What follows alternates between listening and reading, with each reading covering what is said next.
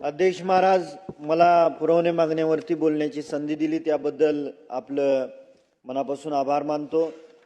बाब क्रमांक 124, 126, 127, पृष्ठ क्रमांक 90 आणि 91 माझ्या सांगोला तालुक्याच्या शहराच्या ठिकाणी 5 वर्ष ट्रॉमा सेंटरची इमारत मोठ्या दिमाखात उभी असताना ते ट्रॉमा सेंटर अजून चालू नाही, कारण त्या ठिकाणी स्टाफ अपुरा आहे आणि ऑपरेशन करण्यासाठी लागणारी जी यंत्रसामुग्री आहे ती यंत्रसामुग्रीची नियोजन अजून शासनाकडून झालेलं नाही।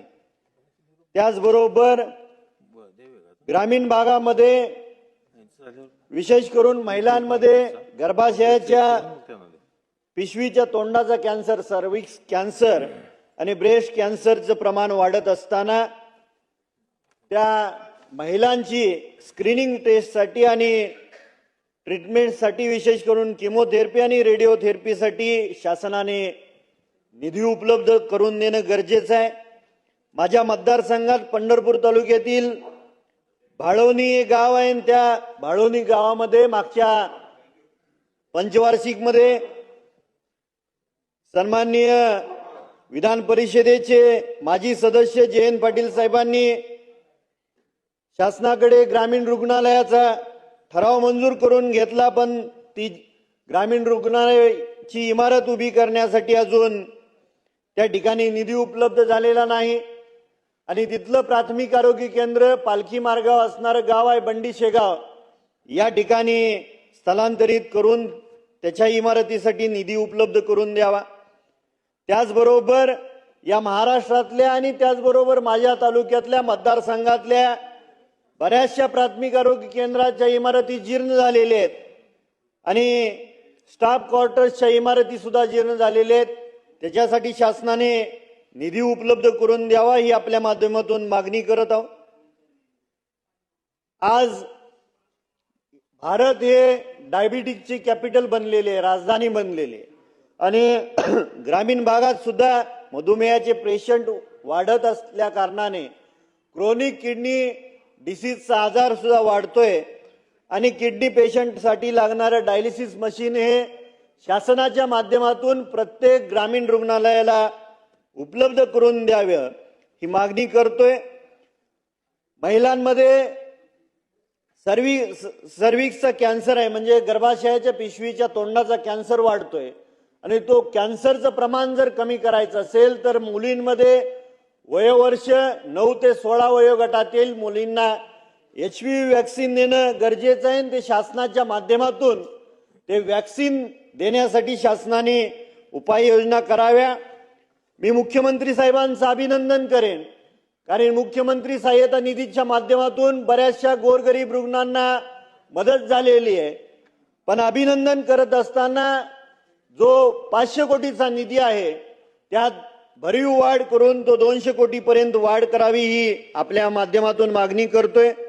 माझ्या तालुक्यामध्ये कोळा हे गाव आहे आणि कोळा गावाखाली जुनोनी, किडबेसरी, कोंबडवाडी, करांडेवाडी, पाचेगाव, बुद्रुक, काळूबाळूवाडी, हाती, जुजारपूर, हटकर, मंगेवाडी, गवळवाडी यासारखी गावं त्या प्राथमिक आरोग्य केंद्राच्या मध्ये समावेश केलेली आहेत। लोकसंख्येमध्ये वाढ झालेली आहे, सातत्याने तिथल्या ग्रामस्थांची मागणी आहे की त्या प्राथमिक आरोग्य केंद्राचे रूपांतर हे ग्रामीण रुग्णालयामध्ये करून देण्याची मागणी मी तालुक्याच्या वतीनं आणि त्या गावकऱ्यांच्या वतीने करत आहे।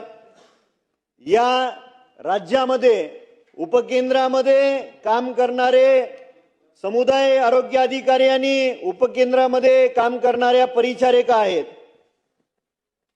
त्यांची मानधनामध्ये वाढ करण्यात यावी ही आपल्या माध्यमातून मी विनंती करतोय। आणि बऱ्याचशा महाराष्ट्रातल्या प्राथमिक आरोग्य केंद्रामध्ये कुत्रा चावल्यानंतर होणारे श्वानदंश लस जी गरजेची आहे त्या लशीचा खूप मोठ्या प्रमाणावरती तुटवडा आहे।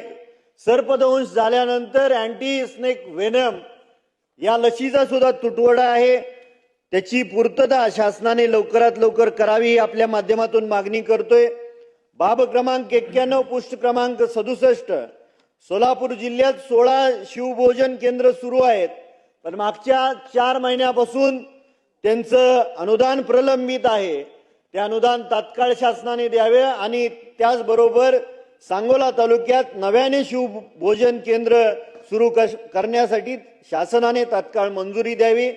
ग्रामीण भागातील नवीन जे रेशन कार्ड धारक जनता आहे त्यांना अजूनही माल मिळत नाही आणि जे ऑलरेडी ज्यांना माल मिळतोय पण लोकसंख्येनुसार जिल्ह्यातल्या प्रत्येक तालुक्याचा इष्टांक वाढवून मिळावा ही आपल्या माध्यमातून शासनाला विनंती करतोय.